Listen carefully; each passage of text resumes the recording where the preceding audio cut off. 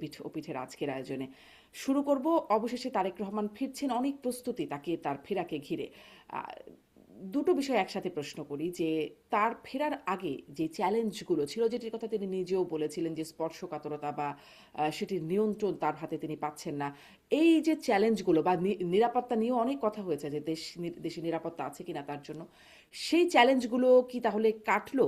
আর তিনি ফেরার পরে তারপর চ্যালেঞ্জগুলো কেমন? আমি ডাক্তার আব্দুল নট্ট আপনার কাছ থেকে শুরু করি। তার যে চ্যালেঞ্জগুলি আছে সেগুলি নিশ্চয়ই মীমাংসা হয়েছে। একটা মীমাংসিত অবস্থায় না আসলে তো তিনি আসতেন না। আমার কাছে মনে হয় যে চ্যালেঞ্জগুলো তিনি ফেস করছিলেন তার অধিকাংশই তিনি মীমাংসা করতে পেরেছেন। তবে কিছু বিষয় তার জন্য আহ স্থায়ী, যেমন তার নিরাপত্তার প্রশ্ন। এটি তাকে যতদিন তিনি যেখানেই থাকেন না কেন তার নিরাপত্তা বেশ কঠোরভাবে রক্ষা করতে হবে, এই কারণে যে তিনি একজন গুরুত্বপূর্ণ ব্যক্তি বাংলাদেশের রাজনীতিতে, এবং বাংলাদেশের বর্তমান যে আইন শৃঙ্খলার পরিস্থিতি তাতে নিরাপত্তার চ্যালেঞ্জ তার থাকবে। এবং আমার ধারণা যে তার যে ব্যক্তিগত নিরাপত্তা এবং সরকারি নিরাপত্তা তিনি পাবেন, এই দুটি নিরাপত্তা ছাড়াও অন্যান্য নিরাপত্তা ব্যবস্থার মাধ্যমে একটি নিশ্ছিদ্র নিরাপত্তার চাদর তার চারপাশে তৈরি করতে হবে। দ্বিতীয় হচ্ছে, দলের মধ্যে প্রচুর লোকজন আসে এবং থাকে। এদের মধ্যে বহু মানুষ আছেন যারা স্বার্থান্বেষী, তোষামোদকারী, যারা চেষ্টা করবেন যে তাদের ব্যক্তি স্বার্থ চরিতার্থ করতে, অথবা তার সঙ্গে সম্পর্ককে কাজে লাগিয়ে নানা রকম সুবিধা অন্যকে দিতে অথবা নিতে। এই বিষয়গুলি নিয়ে তাকে সাবধান থাকতে হবে। প্রবল রাজনৈতিক বিরোধিতা তার ছিল, এবং একটা অংশ এখনো তার বিরোধী। ফলে তার যারা বিরোধী পক্ষ অর্থাৎ প্রতিপক্ষ রাজনৈতিক দল, এই দলগুলিকেও তাকে বুদ্ধিমত্তার সঙ্গে মোকাবেলা করতে হবে। আমি মনে করি যে রাজনৈতিক চ্যালেঞ্জ, দলের মধ্যে তোষামোদকারীদের দ্বারা সৃষ্ট এক ধরনের পরিবেশ এবং তার নিরাপত্তা, এই তিনটা হচ্ছে প্রাথমিক। এর বাইরে যদি চিন্তা করেন তাহলে তার মা অসুস্থ, এবং এই সময়টা তাকে একটা বিরাট সময় পারিবারিক ভাবে আমার ধারণা দিতে হবে, কারণ মায়ের পাশে তার থাকতে হবে। তাই এটিও একটা চ্যালেঞ্জ।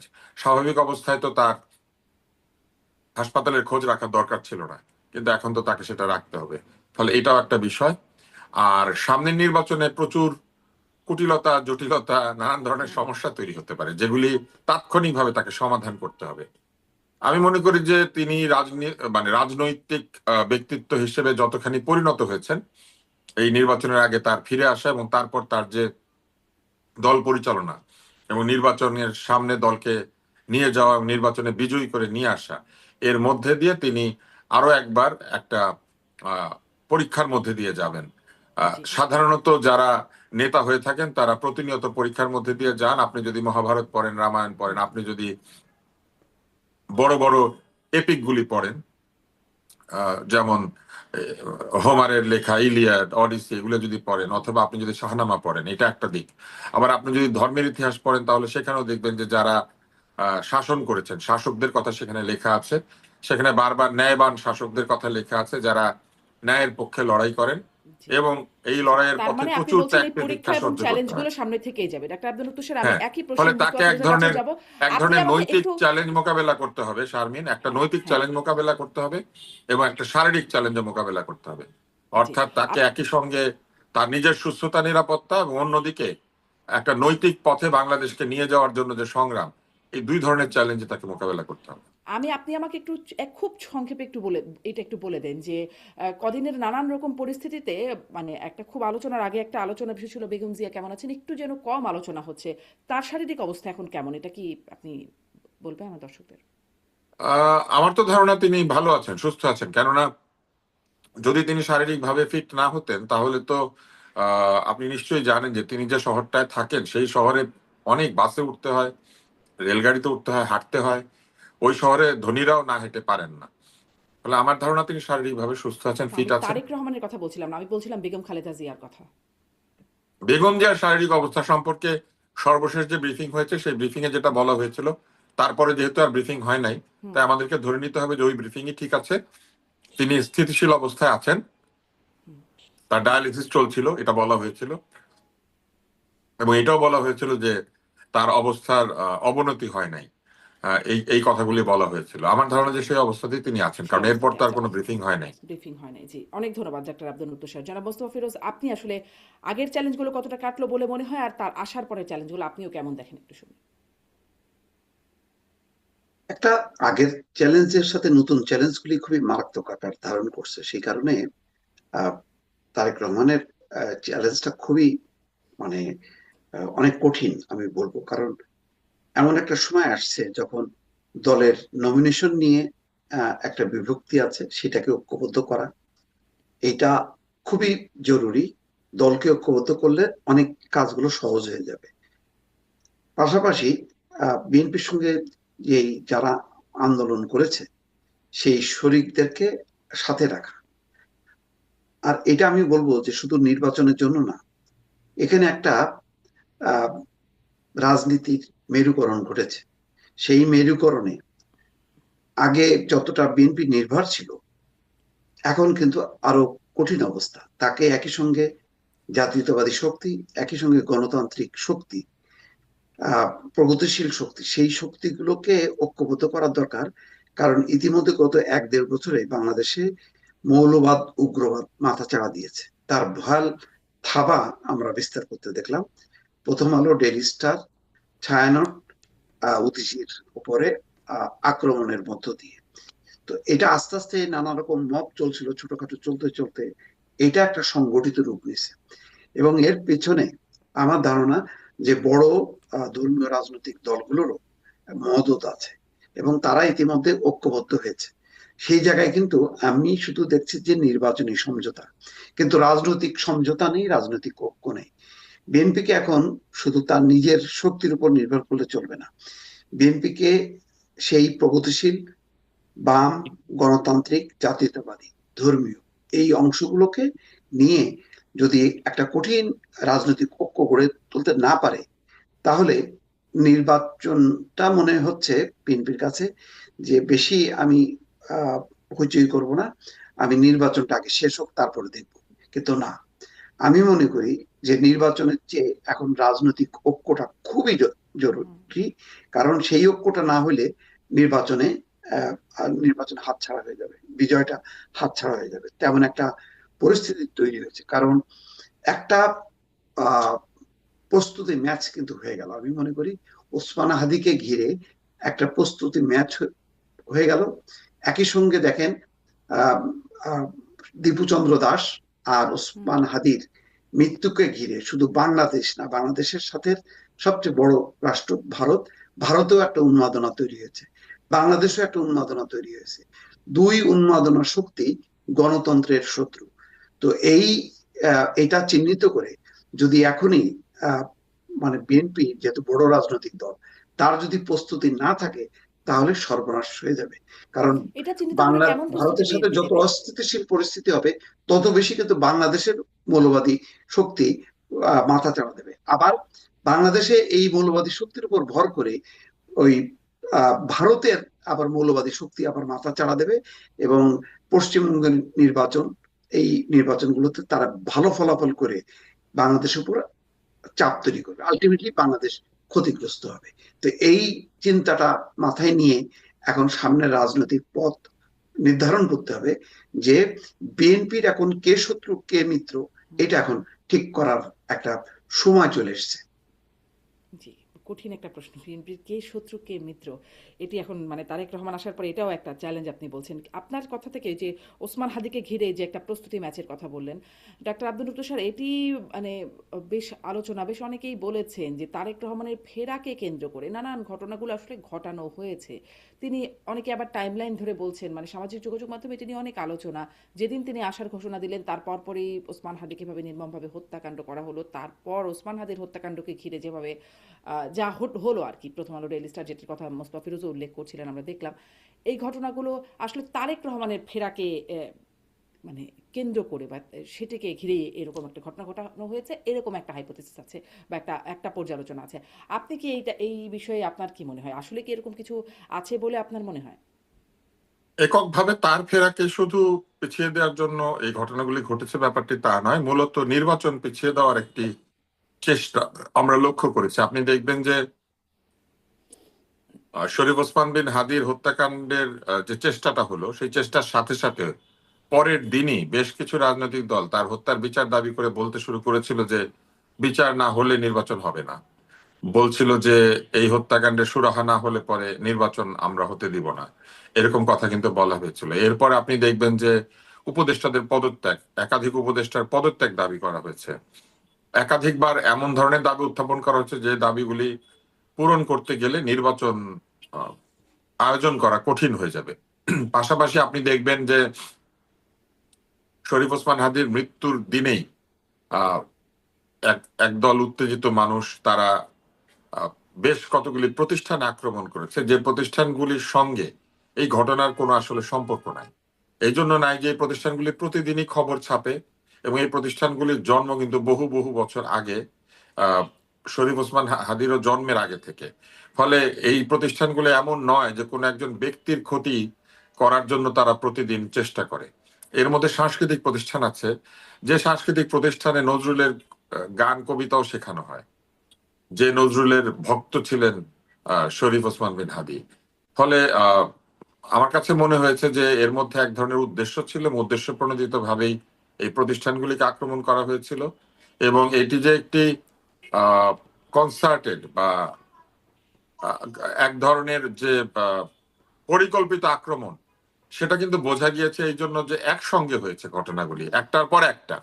তো এই বিষয়গুলি আমার কাছে মনে হয়েছে যে আহ আমাদেরকে শঙ্কিত করেছে। যেমন এক ধরনের ধারণা দিয়েছে যে নির্বাচন পিছিয়ে দেওয়ার একটা চেষ্টা আছে, নির্বাচন পিছিয়ে দেওয়া এবং একই সাথে একটি একটি অস্থিতিশীল পরিবেশ, নিরাপত্তার অভাবজনিত এক ধরনের আশঙ্কা, বিভিন্ন মানুষকে হুমকি প্রদান, এই সবকিছুর মধ্যে দিয়ে এমন একটা পরিবেশ তৈরি হয়েছিল যেখানে এ কথা ভাবার অবকাশ ছিল যে তারেক রহমান হয়তো এইসব দেখলে পরে ফিরবেন না। কিন্তু তিনি কিন্তু যখন কোনো কথা বলেন সেটা কিন্তু রাখার চেষ্টা করেন, এবং তিনি একবারও কিন্তু 25শে ডিসেম্বর তারিখটা ঘোষণার পরে একবারও কিন্তু সেটার বিপরীতে সামান্যতম কোনো ধারণা দেন নাই যে তিনি ফিরে আসার ব্যাপারে দ্বিতীয় চিন্তা করছেন, অথবা তিনি পেছাবেন আশাটা, অথবা তিনি আরেকবার ভাববেন। এই ধরনের কোনো শব্দ তার কাছ থেকে আসে নাই, তার দলও সেটা বলে নাই। বরং তারা আহ, একটি অভ্যর্থনা কমিটি তৈরি করেছে, যে কমিটির মাধ্যমে তারা প্রেসের যারা আছেন, গণমাধ্যমের যারা আছেন, তাদের সবার সঙ্গে মত বিনিময় করেছেন, এবং তারা মানুষকেও জানিয়েছেন যাতে তারা হয়তো ভিড় না করেন, কোনো ধরনের জনদুর্ভোগ তৈরি না করেন, এমন কোনো পরিস্থিতি তৈরি না করেন যে পরিস্থিতি আসলে মানুষের জন্য আরামদায়ক হবে না। কিন্তু এটাও ঠিক যে মানুষ এই কথা শুনবে বলে মনে হচ্ছে না। জি, আপনি বলছেন উদ্দেশ্য প্রণীত পরিকল্পিত এই বিষয়গুলো, সেই উদ্দেশ্যর কতটা পূরণ শুধু হয়েছে? তাকে, আমি যেটা বলেছি যে শুধু তাকে আটকে রাখা বা তাকে ফিরতে না দেওয়াটা না, উদ্দেশ্য না, হ্যাঁ, মূলত বড় দাগে নির্বাচন পিছিয়ে দেওয়ার একটা উদ্দেশ্য লক্ষ্য সেই করা উদ্দেশ্য গেছে। পূরণে কি কিছু কাজ হয়েছে? মানে তারা যে উদ্দেশ্য বা পরিকল্পনা নিয়ে কাজটা করলো, তাতে কি তারা কোনো সুফল পাওয়ার মতো অবস্থানে গেছে মনে হচ্ছে? শরীফ ওসমান হাদির যে অদম্য প্রাণ শক্তি, সেই প্রাণ শক্তি আসলে তাদেরকে ব্যর্থ করে দিয়েছে। শরীফ ওসমান হাদি লড়েছেন তার জীবন নিয়ে 1 সপ্তাহ, হুম, এবং এই লড়াইয়ের মধ্যে দিয়ে তিনি আসলে এই যে পরিকল্পনা যদি কেউ করে থাকে, সেই পরিকল্পনাগুলিকে তিনি আসলে ব্যর্থ করে দিয়েছেন। কেননা একটা সময় পার হয়েছে, যে সময় সরকার পেয়েছে, যারা অন্যান্য রাজনৈতিক দল তারা পেয়েছে, যারা নির্বাচনের পক্ষের শক্তি তারা পেয়েছে, এবং তারা এক ধরনের সংগঠিত হতে পেরেছে। তারা এই ধরনের তৎপরতাকে প্রতিহত করার লক্ষ্যেও তারা এক জায়গায় হতে পেরেছে। আর এটাও ঠিক যে এই ব্যর্থতার যে নমুনা, যে তারা যে ব্যর্থ হয়েছেন, এই ব্যর্থতাই কিন্তু এই গণমাধ্যমের উপর আক্রমণ, ছায়ানট এবং উদীচীর উপর আক্রমণ, এটা কিন্তু তাদের ব্যর্থতার পরিচয়। কেননা হাদি তার জীবদ্দশায় বারবার বলেছেন যে এই সব জায়গাতে আক্রমণ করে কোনো লাভ নাই। উনি একদম নাম ধরে বলেছিলেন, হাদি বলেছিল যে আহ, প্রথম আলোর কথা পছন্দ না হলে এরকম 10টা প্রথম আলো তৈরি করেন, যদি তর্কে না পারেন তাহলে ভালো করে তর্ক শিখেন। সে কিন্তু বলেছিল যে প্রতিষ্ঠান বন্ধ করা, ধ্বংস করার মধ্যে দিয়ে কোনো বিজয় অর্জন করা যায় না, বরং সেই প্রতিষ্ঠানকে প্রাতিষ্ঠানিকভাবে মোকাবেলা করার মতো সক্ষম প্রতিষ্ঠান তৈরি করতে হয়। এবং সে নিজে কিন্তু একটা প্রতিষ্ঠান তৈরি করার জন্য চেষ্টা করছিল, সে একটা কালচারাল সেন্টার দিয়েছিল, সেখানে তার একটা পরিকল্পনা ছিল। হুম, তার মানে সে ধরেন ছায়ানট যদি কারো কারো মানে অপছন্দের হয়ে থাকে, তাহলে সে একটা পাল্টা ছায়ানট তৈরি করার চেষ্টা করছিল কিন্তু। আর আরো অদ্ভুত বিষয় দেখেন, ছায়ানট যে নামটা, এই নামটা কিন্তু নজরুলের কবিতার ভেতরে আছে। ফলে ছায়ানট কিন্তু এমন নয় যে হাদির অপছন্দের সংগঠন ছিল, ব্যাপারটা কিন্তু তাও নয়। এইখানে হাদির নাম দিয়ে যারা প্রতিষ্ঠানে আক্রমণ করেছে, হাদির নাম দিয়ে নানান রকম দাবি দাওয়া উত্থাপন করেছে, তার প্রায় অধিকাংশই হাদির যে আদর্শ সেটার বিপরীত। যেমন আপনি আমাকে একটা প্রশ্নের উত্তর দিতে যদি পারেন, আমি নিজেও এই প্রশ্নের উত্তর খুঁজছি। আপনি গিয়েছেন হাদির মৃত্যুর প্রতিবাদে কোন একটি প্রতিষ্ঠানে, সেখানে গিয়ে আপনি জ্বালাও পোড়া করছেন, কিন্তু তার আগে আপনি কম্পিউটারের ডিস্ক, তারপরে কম্পিউটারের স্ক্রিন, তারপরে বিভিন্ন মূল্যবান সামগ্রী এগুলি বাসায় নিয়ে গিয়েছেন কেন? আপনি তো গিয়েছিলেন প্রতিষ্ঠানটাকে ধ্বংস করতে, তাহলে ওইটার কম্পিউটার আপনার কাছে রেখে তারপরে করবেন? ওইটার টাকা পয়সা আপনি পকেটে নিয়ে নিজে গিয়ে টেলিভিশন কিনেছে, ফ্রিজ কিনেছে, কি কি জানি কিনেছে। তো ওইখানকার টাকা পয়সা লুট করে আপনি বাড়ির জন্য ফ্রিজ টিভি কিনবেন, আর আপনি বলবেন যে আপনি হাদির জন্য গিয়ে ওখানে লড়াই করছেন? ব্যাপারটা কিরকম হয়ে গেল না? ফলে নিশ্চয়ই বুঝতে পারছেন যে যারা সেখানে গিয়েছিল তারা হাদির আদর্শ বাস্তবায়ন করতে যায় নাই। হুম। কিন্তু যারা আসলে তারা তো আপনি বলছিলেন যে স্বতঃস্ফূর্ত না। আমি একটু মোস্তফা ফিরোজ আপনার কাছ থেকে শুনতে যাবো যে উদ্দেশ্য প্রণীত বা পরিকল্পিত যদি হয়ে থাকে, যারা আসলে এই উদ্দেশ্য মানে যারা এই পরিকল্পনা করলো, যারা নির্দেশ দিল, আহ, তাদের তো কেউ মানে তাদের কথা তো উচ্চারিত হচ্ছে না, হচ্ছে কি মানে দেখা গেল যদি বলি যে আমরা প্রবাসী অনলাইন অ্যাক্টিভিস্টদের দেখলাম তারা নির্দেশ দিচ্ছেন, আহ্বান জানাচ্ছেন, দেখলাম শিবিরের সিনিয়র মানে যারা নেতা আছেন বিভিন্ন বিশ্ববিদ্যালয়ের তারা বলছেন, আম, কিন্তু তাদের নাম তো এখানে আসলো না। দেখা গেল যে যারা টিভি চুরি করলো মানে কম্পিউটারের ডিস্ক চুরি করলো তাদেরকে ধরা হলো, এই বিষয়টা দেখা গেল। এটা আসলে কেমন হলো? পুরো বিষয়টা হচ্ছে একটা অভ্যুত্থান ঘটানোর একটা পরিকল্পনা। খেয়াল করেন যে হাদির জানাজায় মানুষ স্বতঃস্ফূর্তভাবে গেছে হাদির প্রতি তাদের শ্রদ্ধা ভালোবাসা নিবেদন করতে। এই যে লাখো মানুষের ঢল নামলো, তারা কিন্তু শুধু শ্রদ্ধা নিবেদন করতে গেল, কিন্তু তাদের একটা অংশ তারা মনে করলো এইবারই সুযোগ, যেটা 5ই আগস্ট যে সুযোগটা আমরা পাইনি, হুম। এই সুযোগে আমরা রাষ্ট্র ক্ষমতা দখল করব। এটা ছিল একদম অভ্যুত্থানের একটা পরিকল্পনা। তাদের একটা অংশ দৌড়ে তারা পার্লামেন্টে ঢোকার চেষ্টা করলো এবং মাইকে এমন ভাবে একটা আহ্বান জানালো যেটা অত্যন্ত দৃষ্টিকটু। আপনি আপনি খেয়াল করেন, বলা হয়তো এটা 1981 সালের জিয়াউর রহমানের পরে এইটা হচ্ছে সর্ববৃহৎ জানাজা। তো ওইটার আপনি চিন্তাটা করেন, তখন মানুষ শোকে থাকে, মুজবান থাকে, তখন আল্লাহর প্রতি দোয়া করে, তার আত্মার মাগফিরাত কামনা করে, শান্তি কামনা করে। অর্থাৎ ধর্মীয় যে একটা ভাবাবেগ, ভাব বীর্য পরিবেশ, এটা কিন্তু তা ছিল না। তারা হাদির লাশকে নিয়ে তারা বিক্ষোভ করতে চেয়েছে, হাদির লাশকে সামনে রেখে রাষ্ট্র ক্ষমতা দখল করতে চেয়েছে। এবং সেইভাবেই পরিকল্পনা যে আপনারা এটার পরে ওখানে যান, ওখান থেকে শাহবাগে আসেন, শাহবাগ থেকে একটা অভ্যুত্থান করা ফেলেন। মানে এটা এত মূর্খ মতন একটা পরিকল্পনা, কিন্তু লক্ষ্যটা ছিল তারপরে অন্ধকারের যে কুশীলবরা তারা হয়তো সামনে আসতো, প্রথমে এদেরকে সামনে দিয়ে তারা হয়তো পেছন থেকে আসতো, কিন্তু ঘটনাক্রমে এরা বুঝতে পারেনি যে ঢাকা শহরের লক্ষ লক্ষ মানুষ আসলে হাদির প্রতি তাদের ভালোবাসাটা জানাতে গেছে। তারা রাষ্ট্র ক্ষমতা দখল করতে যায়নি, বা সেই ধরনের পরিকল্পনা ছিল না। এই ধরনের অর্থাৎ ভারতীয় আধিপত্যবাদ, হাদির মৃত্যু, আওয়ামী দোসর, এই ধোঁয়াগুলি তুলে তারা একটা অরাজক পরিস্থিতির মধ্যে ক্ষমতা দখল করতে চেয়েছিল। এইটা ছিল আসলে মূল পরিকল্পনা। কিন্তু ঘটনাক্রমে আইন শৃঙ্খলা বাহিনী ওই হাদির জানাজার দিনই তারা অ্যাক্টিভ হয়েছে, যখন কি সবাই সতর্ক হয়েছে, তখন কিন্তু ওই পরিকল্পনাটা আসলে বাস্তবায়ন হয়নি। কিন্তু নেপথ্যে ছিল ক্ষমতা দখলের একটা কিন্তু পরিকল্পনা। জনাব মোস্তফা ফিরোজ আমি এই যে এটাকে ক্ষমতা দখল, একদম ষড়যন্ত্র এবং হুম, চক্রান্তমূলক বলে মনে করি। জি, এই যে রাষ্ট্র ক্ষমতা দখলের কথা আপনি বলছেন, আমরা যদি নাহিদ ইসলামের কথা শুনি যে সরকারের ভেতরেই এটার একটা মদদ ছিল, বা যদি নুরুল কবির যিনি আক্রান্ত নিজে হয়েছেন তিনি বলেছেন যে তিনি বিভিন্ন উপদেষ্টার সাথে কথা বলে তার ওই সময়ের অভিজ্ঞতা যে সরকারের একটা অংশ বা পুরো সরকারই এর সাথে এর পেছনে জড়িত বা তাদের সায় আছে, এই ঘটনায় সহযোগিতা আছে।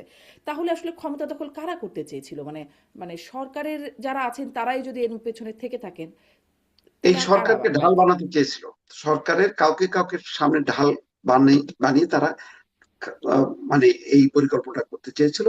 কারণ এই শক্তিগুলি তারা নির্বাচন চায়নি। তাদের বরাবর প্রথম থেকে গত 1 বছর থেকে তাদের অ্যাক্টিভিটিস ছিল নো ইলেকশন। তাদের হলো সংস্কার, বিচার, এইসবের নাম করে তারা একটা উগ্রপন্থার একটা উদ্ভব চেয়েছিল, যে আর একটা বিপ্লব হবে। সেই বিপ্লবে এই মানে এখন যারা ক্ষমতায় আছে তাদের একটা অংশ থাকবে, আর বাকি তার বাইরের একটা ক্ষমতা তারা আহ মানে পরিকল্পনা করেছিল, সংগঠিত করার চেষ্টা করছিল। হুম। ওইটার একটা সম্মিলিত তারা একটা মানে বাস্তবায়ন করতে চেয়েছিল। কিন্তু ঘটনাক্রমে মানুষের কোনো সমর্থন পায়নি, এবং সমর্থন দেওয়া তো প্রশ্নই ওঠে না। কারণ তারা ডেইলি স্টার এবং প্রথম আলো, ছায়ানট, উদীচীর হামলার মধ্য দিয়ে তারা তাদের স্বরূপটা কিন্তু সামনে চলে এসছে। ফলে তারা আসলে এক ধরনের ধরা পড়ে গেছে। এখন এটাকে ধামাচাপা দেওয়ার জন্য সরকার অ্যাক্টিভ হয়ে বেশ 2 দিন 3 দিন পরে একটু তৎপর হয়ে, এখন বিশ্বের যখন চাপ, নানা আন্তর্জাতিক সংস্থা, দেশ, তাদের যখন কি চাপ তারা দেওয়া শুরু করলো, তখন তাদেরকে এখন আটক করা শুরু করছে। কিন্তু খেয়াল করেন, এখনো পর্যন্ত কিন্তু এদের মুখ থেকে, যেমন আমরা দেখলাম কি, ধরেন আয়শা, ওই যে মোহাম্মদপুরে হত্যাকাণ্ডের পর যাকে অ্যারেস্ট করা হলো, সাথে সাথে তাকে তার কাছ থেকে কিন্তু জবানবন্দি নেওয়া হলো, এবং সেটা কিন্তু পাবলিকলি প্রকাশ করা হলো। আজকে দেখেন, যাদেরকে আটক করা হলো, অ্যারেস্ট করা হলো, তাদের কাছ থেকে কি আমরা কোনো তথ্য পেলাম?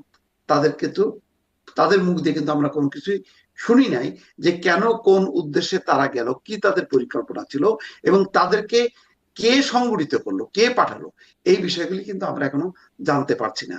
সেই কারণেই আসলেই সরকারের ভেতরে সরকার আছে, এবং তার বাইরে একটা একটা না মানে একাধিক আহ মানে উগ্রপন্থা, চরমপন্থা, মৌলবাদী শক্তি এখানে সংগঠিত হচ্ছে, আমার বিশ্বাস।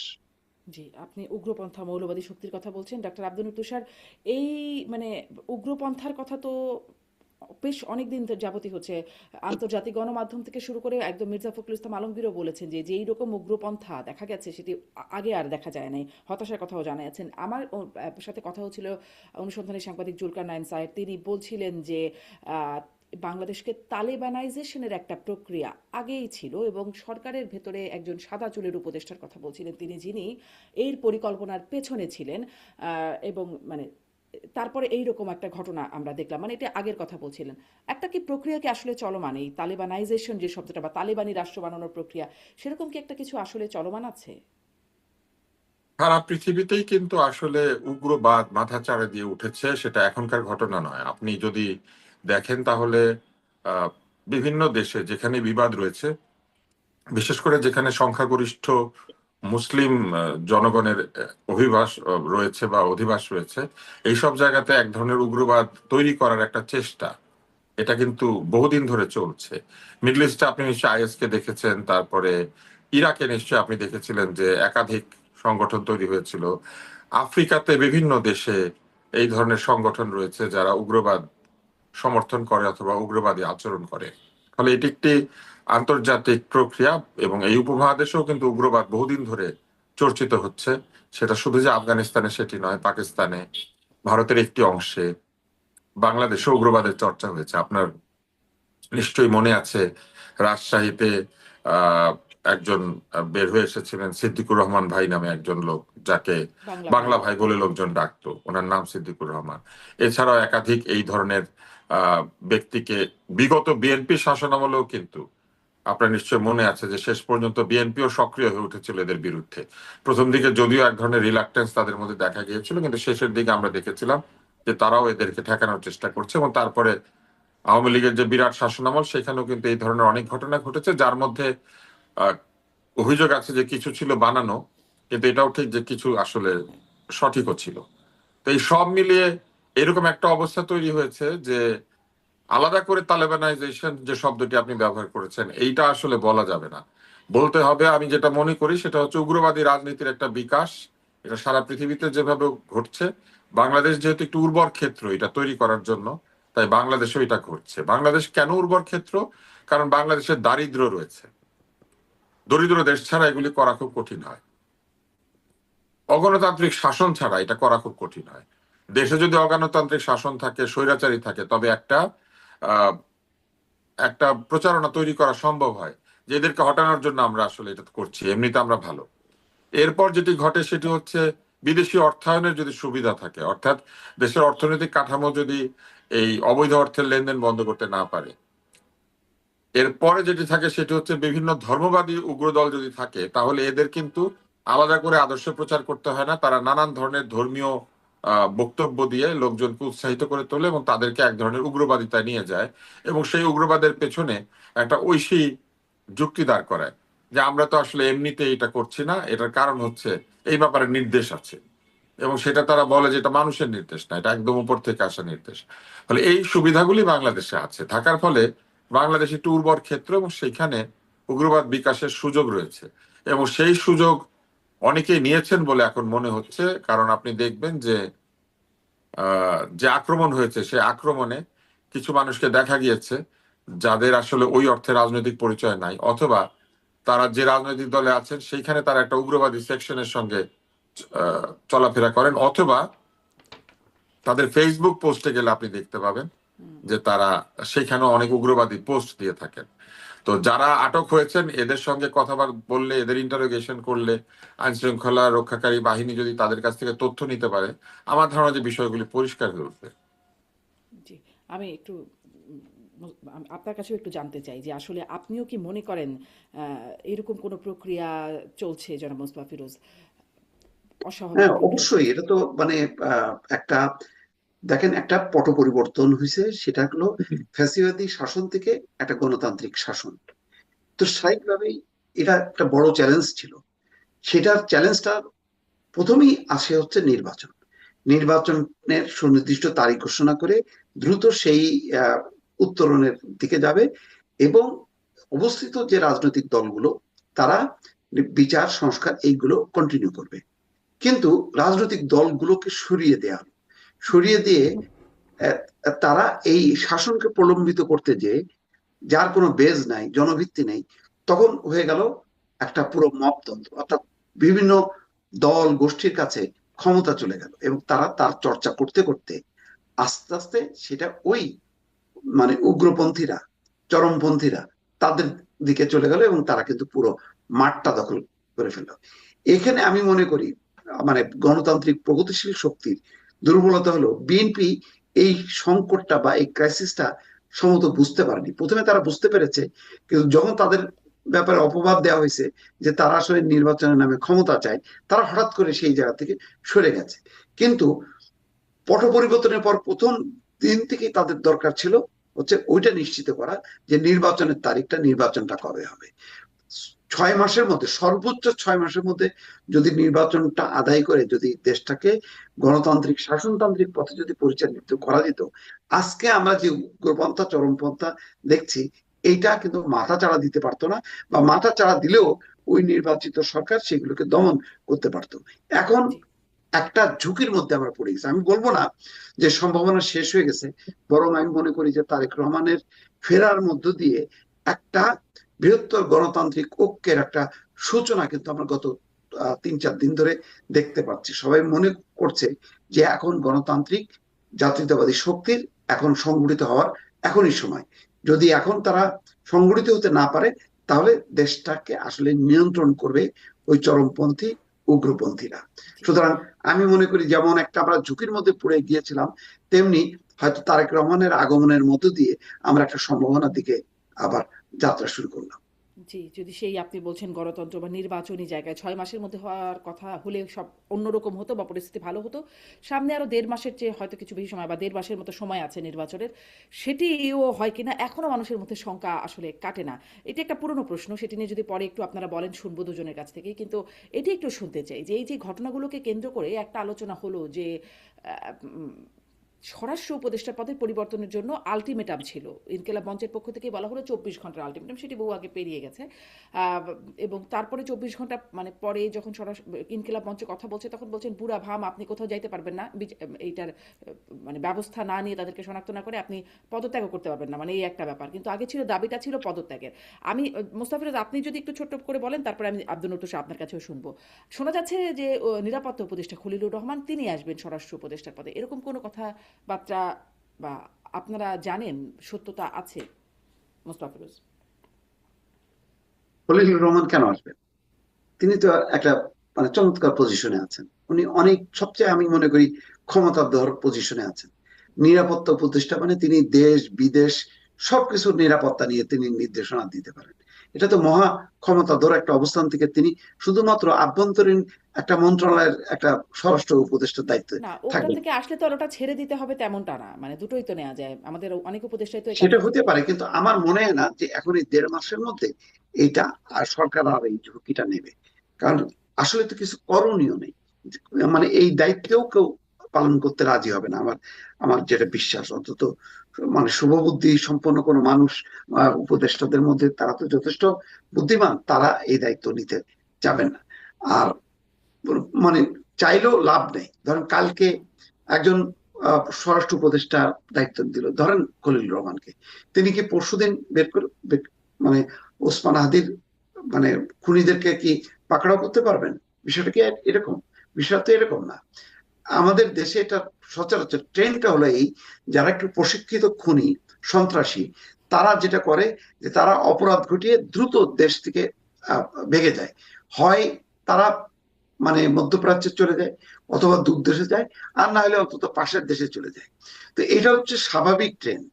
তো সেই ট্রেন্ডটাই তারা ফলো করেছে, ফলে এখন তো সম্ভবত হাতছাড়া হয়ে গেছে। তবে আমার বিশ্বাস হয়তো দেশের মধ্যেও থাকতে পারে। তো সরকার এটাকে ধরবে না, না ধরার তো কোনো কারণ নেই। ধরলে তো বরং সে ক্রেডিট, সে সফল। বরং এখন যে ধরতে পারছে না, সে ব্যর্থ হিসেবে প্রমাণিত হচ্ছে। তো আহ, আমার ধারণা যে রদ বোতলের এই কথাগুলো বলা হচ্ছে, সরকার এটা সাইজটাকে ছোট করে আনতে পারতো। এইরকম ঢাউস সাইজের একটা মানে ক্যাবিনেটের কোনো দরকার ছিল না, কিন্তু এটা না, রাখছে আমি একটা রেগুলার গভর্নমেন্টের মতো। এবং তাদের একটা হয়তো স্বপ্নই ছিল যে যেহেতু অভ্যুত্থানের সরকার, এটা মানে 50 বছরের একটা ম্যান্ডেট নিয়ে তারা আসছে। তো এখন ঘটনাক্রমে আর সামলাতে পারছে না, দেখছে যে হুম। পরিস্থিতি নাজুক, সুতরাং নিজেদের নিরাপত্তা বা ছেড়ে দে মা কে দে বাঁচি, এই ধারণার বশবর্তী হয়ে তারা হয়তো নির্বাচনটা ইচ্ছা অনিচ্ছার বিরুদ্ধে তারা দিচ্ছে। এই হচ্ছে পজিশন সরকার। জি, ডাক্তার আব্দুল লতিফ স্যার, আপনার কাছে একটু শুনতে চাই। যে প্রশ্নটি আপনি করেছেন, এটি মোস্তফা ফিরোজ খুবই ভালোভাবে উত্তর দিয়েছেন। আসলেই তো নতুন স্বরাষ্ট্র উপদেষ্টা দরকার আছে কিনা এটি একটি প্রশ্নের বিষয়। যেটি দরকার সেটি হচ্ছে স্বরাষ্ট্র উপদেষ্টাকে আহ ভালোভাবে তার কাজ পরিচালনা করার জন্য আহ সুযোগ দেওয়া, এবং মন্ত্রী পরিষদের উচিত স্বরাষ্ট্র উপদেষ্টার কাছে তারা কি চাইছেন সেটি তাকে ভালো করে জানানো। আমি লক্ষ্য করেছি যে স্বরাষ্ট্র উপদেষ্টা অনেক ক্ষেত্রে যেসব সিদ্ধান্ত নিয়েছেন, আমার কাছে মনে হয়েছে এই সিদ্ধান্তগুলি তিনি নিজে থেকে নেন নাই, তাকে বলা হয়েছে, তিনি নিয়েছেন। তো এই কারণে আমি মনে করি যে উনি একজন লেফটেন্যান্ট জেনারেল, কিন্তু এমনি এমনি তার লেফটেন্যান্ট জেনারেল হয় না আর্মিতে। ফলে আমরা তার কথাবার্তা শুনে তাকে অনেক সমালোচনা করি, এটা যেমন ঠিক, এটাও কিন্তু ঠিক যে একজন লোক এমনি এমনি লেফটেন্যান্ট জেনারেল হয় না। একজন লোক এমনি এমনি একটা সুশিক্ষিত সেনাবাহিনীর অধিনায়কত্ব আহ, পান না। আমাদেরকে দেখতে হবে যে কেন তার কাছ থেকে আমরা আশানুরূপ পারফরমেন্স পাই নাই, অথবা কোন কোন জায়গাতে তিনি বাধার অনুভব করেছেন। এই জায়গাগুলি তাকে আসলে জিজ্ঞেস করা উচিত ছিল।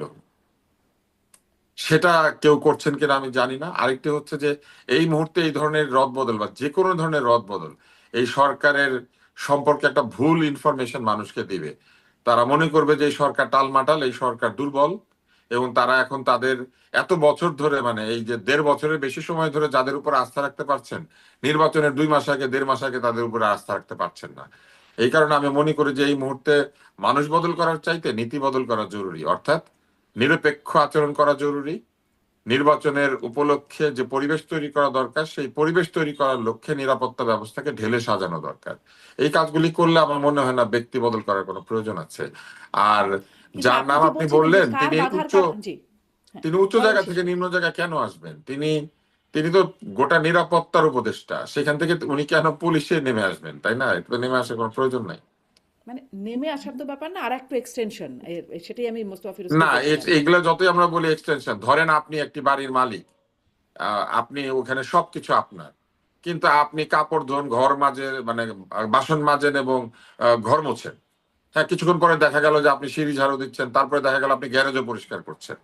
এখন আপনি বললেন যে আপনিই তো মালিক, আপনি তো প্রধান, আপনি সব করছেন। আসলে ঘটনা সেইটা না। উপরের জায়গা থেকে আপনি নিচে নেমে আসার পরে তারপরে দেখা যাবে যে আপনার যে মূল কাজগুলি ছিল সেগুলি আর আপনি করতে পারছেন না।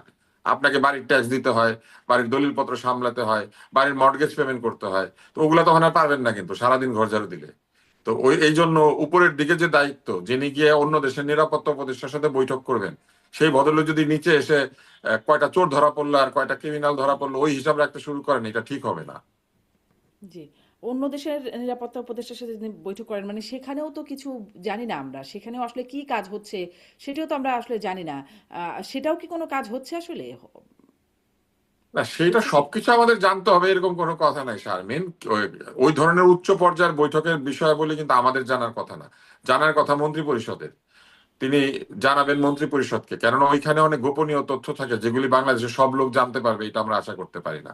এই জন্যই তো সরকার লাগে, এই জন্যই সংসদ লাগে, যে এই ধরনের বিষয়গুলি সংসদে কোনো মন্ত্রী পরিষদের হুম, কমিটিতে অথবা কোনো সংসদীয় কমিটিতে আলোচিত হবে, যেখানে জনগণের পক্ষ হয়ে কিছু লোক এগুলি পরীক্ষা করবেন।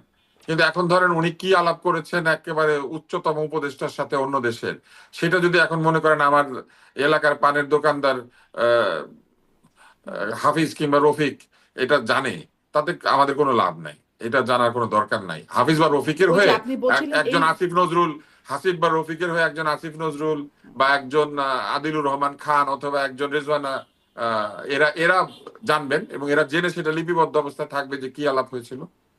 হুম, জি, মানে আপনি ওই যে বলছেন যে একটা সংসদের মাধ্যমে সেটা নাই বলেই এত মানে জানার বিষয় যে আসলে কি এই হচ্ছে জন্য তো আমরা গণতন্ত্র লাগে, আর নাহলে আমরা জানি গণতন্ত্রের কিনা। দরকার কি জি, ছিল? জি, গণতন্ত্রের প্রয়োজন কি? গণতন্ত্রের প্রয়োজন তো এইটাই যে আমাদের রফিক শফিক, আহ, তাই না, এই হাবুল বাবুল যারা আছেন এদের হয়ে ওনারা আমাদের কাজগুলি করে দিবেন। আমরা তো হুম।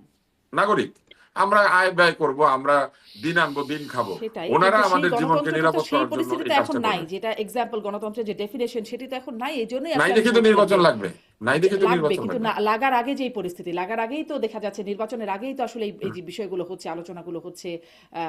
সেইখানে আমরা জানি না, রাজনৈতিক দলগুলোর সাথে কথা বলি মাঝে মাঝে, তারাও যে আসলে বিষয়টা জানেন তেমনটা বলে মনে হয় না। আসলে শুধু তারাই জানেন যারা করছেন, এই জন্যই আসলে প্রশ্ন। হ্যাঁ, জনাব এই মোস্তফা জন্যই ফিরোজ। তো নির্বাচন জরুরি হয়ে পড়েছে। ওনারা যদি এত গণতান্ত্রিক আচরণ করতেন তাহলে তো আলাদা করে গণতন্ত্র দরকার ছিল না। গণতন্ত্র নাই দেখে তো লোকের কাছে গণতন্ত্র দরকারি হয়ে পড়েছে। এই এই সরকারও গণতান্ত্রিক না, আগের সরকার তো নির্বাচন করেও গণতান্ত্রিক ছিল না। তো একটা অগণতান্ত্রিক শাসন থেকে গণতান্ত্রিক শাসনে যাওয়ার প্রয়োজনীয়তাই তো এটা। আপনি মনে করেন আপনাকে কেউ একটা গরু উপহার দিয়েছে, সেই গরুটা অনেক দুধ দেয়, তো আপনার দরকার আছে গরুর খামার করার। কিন্তু গরুর খামার কেন করতে হয়? করতে হয় এই জন্য যে সেই গরুটা মনে করেন ঢুস দেয় কিছুক্ষণ পর পর হুম, শিং দিয়ে, বা আপনাকে কোনো জবাব দেয় না। এই জন্যই তো গণতন্ত্রহীনতার ব্যাপারটাই তো এটা। উপহারের গরু আপনাকে জবাব দিবে না। জি। জনাব মোস্তফা ফিরোজ, মানে আমরা কথা বলছি হাদি হত্যাকাণ্ড, তারপরে দীপু বিশ্বাস হত্যাকাণ্ডের কথা আপনি বললেন। এর মধ্যে খুলনায় এক এনসিপির শ্রমিক নেতা, তাকে গুলি করা হয়েছে, মাথায় গুলিবিদ্ধ, তিনিও নাকি সংকটাপন্ন অবস্থাতেই আছেন। আহ, প্রথম আলোর হেডিং দেখছিলাম, শিরোনাম যে নিউজ কার্টুনে ককটেলে যুবক নিহত, হঠাৎ বিস্ফোরণের শব্দ। এই যে এই ঘটনাগুলো যে ঘটছে আসলে, এটা আপনার কাছে কি মনে হচ্ছে? এগুলো কিসের ইঙ্গিত দিচ্ছে? একের পর এক এরকম, এটা নাশকতাই বটে, তাই না?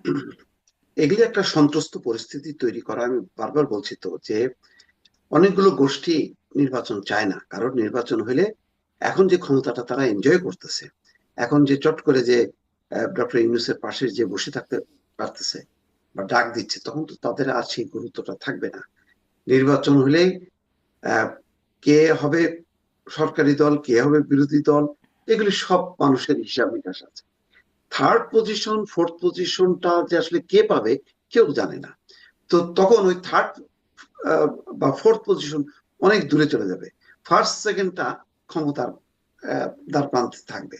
তো এখন যে ফার্স্ট হইতে চায়, সে চিন্তা করতেছে যে আমি থার্ড ফোর্থ এই জায়গাগুলোকে আমি সংগঠিত করি, করে এমন একটা পরিস্থিতি তৈরি করি যাতে ফার্স্ট পজিশনে যে আসবে সে যাতে আসতে না পারে। তো এখন সেই মহড়াটা গত আহ, মানে 1 বছর ধরে হয়েছে নানাভাবে, কিন্তু বাস্তবতা হয়েছে ওই যে বললাম যে অনেকটা ইচ্ছার বিরুদ্ধে নির্বাচনটা দিতে হয়েছে। এখনো শেষ মুহূর্তে চেষ্টা করা হচ্ছে যে একটা যদি মানে নাটকীয় কিছু ঘটানো যায়, যেটা ওসমান হাদিকে দিয়ে করা হলো, তো সেটাও দেখা গেল যে ফেল। এখনো আবার ওই যে আতঙ্কর পরিবেশ একটা তৈরি করা হচ্ছে, তৈরি করে করে যদিও হঠাৎ কিছু মানে মানে কি বলে কপালে বা ভাগ্যে ফেরে যদি, সেই আশায় অনেক রকম ঘটনা ঘটানো হচ্ছে, অর্থাৎ একটা অস্বাভাবিক পরিস্থিতি তৈরি করা হচ্ছে, তাতে নির্বাচনের উৎসব মুখরতা যাতে নষ্ট হয় এবং সংঘাতপূর্ণ পরিস্থিতির মধ্য দিয়ে যদি একটা নির্বাচন হয়ও, তাতে যাতে অপরপক্ষ বলতে পারে এই নির্বাচন তো ওই হাসিনার নির্বাচন হয়েছে, সুতরাং এই নির্বাচন মানি না। অর্থাৎ ধারাবাহিকভাবে একটা চেষ্টা যে গণতান্ত্রিক শাসনটা যাতে কোনোভাবেই ফিরে না আসে, ফিরলেও যাতে এটা প্রলম্বিত না হয়। আমি মানে ঘটনার প্রবাহগুলো, গত 1 বছরের ঘটনার প্রবাহ এবং সর্বশেষ ঘটনার প্রবাহ দেখে এখন আমি সবগুলোকে আমি একত্রিত করতে চাই। আমার কাছে মনে হচ্ছে যে এইটা ধারাবাহিক পরিকল্পনার একটা অংশ, যাতে কোনোভাবেই বাংলাদেশে একটা নির্বাচিত সরকার যাতে আসতে না পারে। আমি জানি না এটা আভ্যন্তরীণ শক্তি হইতে পারে, এর সাথে হয়তো পাশের দেশের শক্তি বা দূর দেশের শক্তি সম্মিলিত একটা হইতে পারে, অথবা বিচ্ছিন্নভাবে হইতেছে, কিন্তু হচ্ছে যে এটা নিশ্চিত, কারণ এই ঘটনাগুলো তার হচ্ছে সিমটম। হুম, হুম। আর দুটো প্রশ্ন একটু করতে চাই। পাশের দেশের শক্তির কথা বলছিলেন, মানে পাশের দেশের সাথে এখন একরকম একটা যুদ্ধ পরিস্থিতি, অন্ততপক্ষে কথায় কথায় যে আ, ভাষাগুলো আমরা প্রয়োগ করতে শুনছি বা যে বার্তাগুলো পাচ্ছি, কি মনে হয় নির্বাচনের আগে বা নির্বাচনকে ঘিরে ভারত বাংলাদেশের সম্পর্ক কোথায় গিয়ে দাঁড়াবে? আসলে কি একটা মানে যুদ্ধান্তি পরিস্থিতি তৈরি হতে পারে? না, কথায় কথায় না, এটা তো একদম শারীরিক ভাবে হয়ে গেছে, কারণ হ্যাঁ, হয়েছে বাংলাদেশের একদম কমিশন একদম। গুলোতে যেই চারটা আছে সেখানে রীতিমতো আঘাত করা হামলা। হয়েছে। এবং আজকে মানে একদম বাংলাদেশ সীমান্তের কাছে এসে মানে বিক্ষোভ ছড়াচ্ছে বিজেপি। ওই একই ঘটনা, ক্ষমতা। পশ্চিমবঙ্গে মমতা কংগ্রেসকে হটাইতে হবে, সেই জন্য বাংলাদেশের এই ইস্যুগুলোকে তারা এখন জিয়ে রাখছে প্রতিদিন। হুম, আসামে গত পরশুদিন আসামের 50টা স্পটে বিক্ষোভ হয়েছে, কল্পনা করতে পারেন? আসাম তো একেবারে এমন না যে পশ্চিমবঙ্গের মতন একটু দূরে আছে, কিন্তু সেখানেও সংগঠিত। কারা আসামে ক্ষমতায় আছে? কারা? তারা মাথা চাড়া দিচ্ছে। পশ্চিমবঙ্গে শুভেন্দু অধিকারীরা মানে প্রাণপণ চেষ্টা করছে যে এই পরিস্থিতিটা যাতে জিয়ে থাকে, এবং তারা সেটাকে ক্যাশ করতে চায়। এবং তার অংশ হিসেবে আজকে একজন মুসলিম যুবককে পিটায় তারা হত্যাও করছে, বিবিসির খবরে আছে। হুম, অর্থাৎ এইগুলো হচ্ছে নির্বাচন পর্যন্ত, ওদের বিধানসভা নির্বাচনকে সামনে রেখে বিজেপি এটাকে খেলতেছে। খেলতে খেলতে বিপদটা হলো এই যে কতদূর গড়াবে আমি জানি না। কারণ আমার কাছে মনে হচ্ছে যে ওই উগ্রপন্থীদের সাথে বাংলাদেশের এই উগ্রপন্থীদের একটা যোগসাজশ মানে থাকতে পারে, যে তোমরাও ক্ষমতায় আসো, আমরাও ক্ষমতায় আসতেছি, সুতরাং আমাদের হচ্ছে এই পুঁজিটা নিয়ে আমাদেরকে লড়তে হবে, এটাই আমাদের হলো পুঁজি। এইরকম খেলাটা মারাত্মক হয়ে যেতে পারে।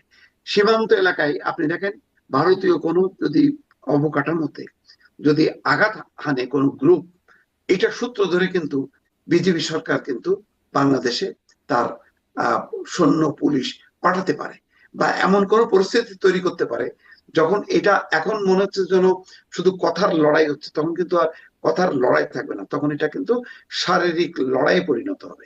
তো আমরা কি সেদিকে যাচ্ছি কিনা, জি, বা সেটা জি। ঘটাতে অনেক কেউ ধন্যবাদ যাচ্ছে জনাব কিনা, আমার মোস্তাফিজুর। যথেষ্ট রকম শঙ্কা হচ্ছে। জনাব ডক্টর আব্দুল নূর তুষার, আপনারও কি এরকম শঙ্কা হয়, মনে হয় নির্বাচনকে ঘিরে বা নির্বাচনকে কেন্দ্র করে দুই দেশের মধ্যে এই যুদ্ধাঙ্গদেহী যে একটা ব্যাপার, সেটি আসলে যুদ্ধর দিকে গড়াতে পারে বা শারীরিক আক্রমণের দিকে যেতে পারে?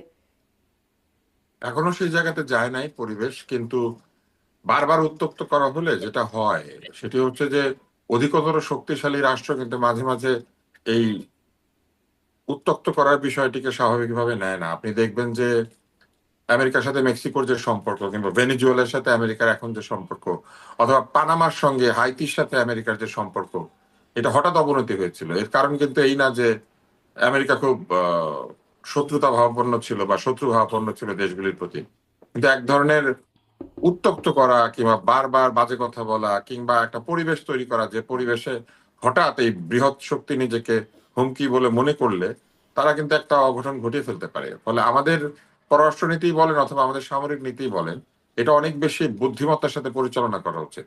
অহেতুক গায়ে ডেকে আপনি একটা লোককে খোঁচায় আপনি কি মারামারি শুরু করবেন? আপনি স্বাভাবিকভাবে চিন্তা করেন, পাড়াতে যখন আমরা ফুটবল খেলি, ক্রিকেট খেলি, আমরা ওইখানে খুব স্বাস্থ্যবান প্লেয়ারটা খারাপ খেললেও হুম, তাকে গিয়ে কিন্তু বলি না যে আপনি খেলা থেকে নেমে যান, আপনি খেলবেন না, এটা বলি না, ভয় বলি না, তাই না? যে অযথা খেলতে হুম, এমনিতে পারে না, তার মধ্যে আবার দেখা যাবে ব্যাটটা খেলার মধ্যে ব্যবহার না করে আমার উপরে ব্যবহার করলো। হুম, এই জন্য একটা পরমাণু শক্তিধর দেশ, যার অনেক ধরনের সামরিক শ্রেষ্ঠত্ব আছে, তাদের সাথে আমাদের এই সব মানে উৎপাত না করে, এইটা ধরেন পাকিস্তান, আফগানিস্তান ওরা উৎপাত করুক, ওদের তো মানে ওইসব ধরনের অভিজ্ঞতা আছে, যুদ্ধের অভিজ্ঞতা। তার একটা বড় ব্যাপার হচ্ছে পরমাণু শক্তি আছে।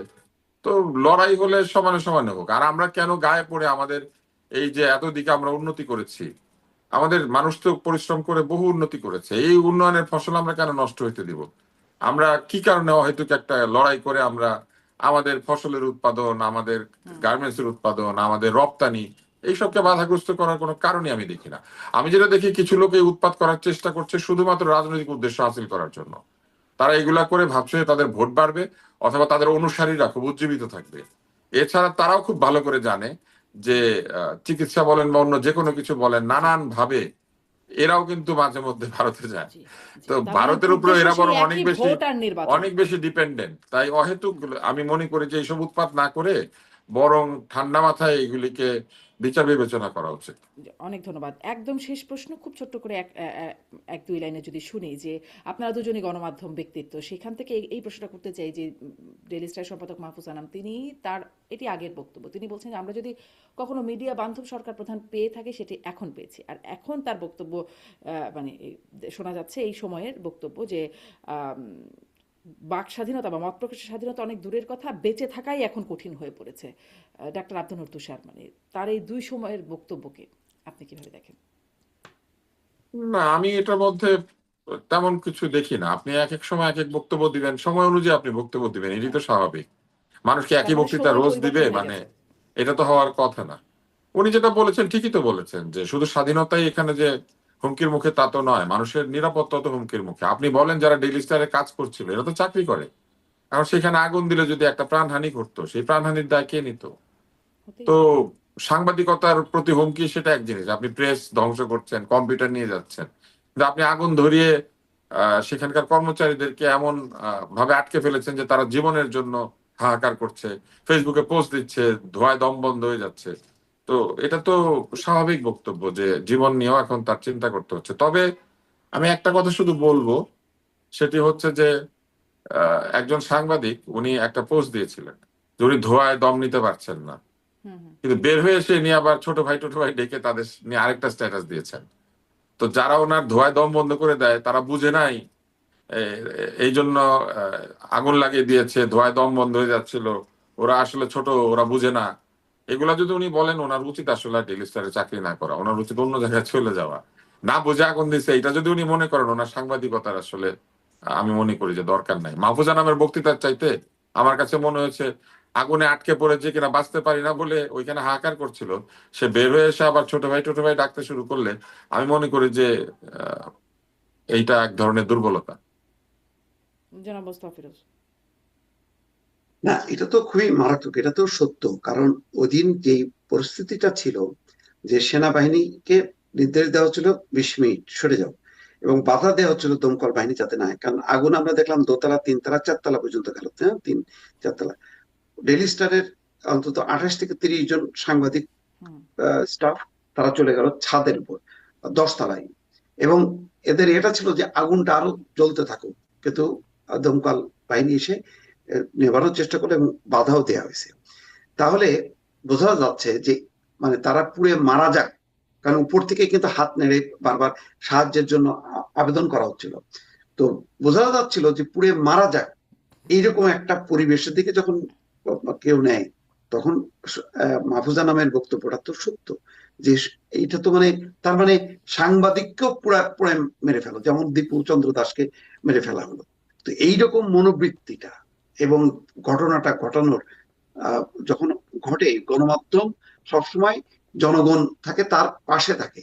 কিন্তু এখানে কোন জনগণ আসলো যে জনগণটা পুড়ে মারতে চায়? তো এটা তো ভয়াবহ অবস্থা। যেই ডেইলি স্টার প্রথম আলো গত 15 বছরে শেখ হাসিনার শাসনে নির্যাতিত হলো, নিপীড়িত হলো, মানে আর 6 মাস থাকলে তো এটা দখলই হয়ে যেত, ডেইলি স্টার আর প্রথম আলো।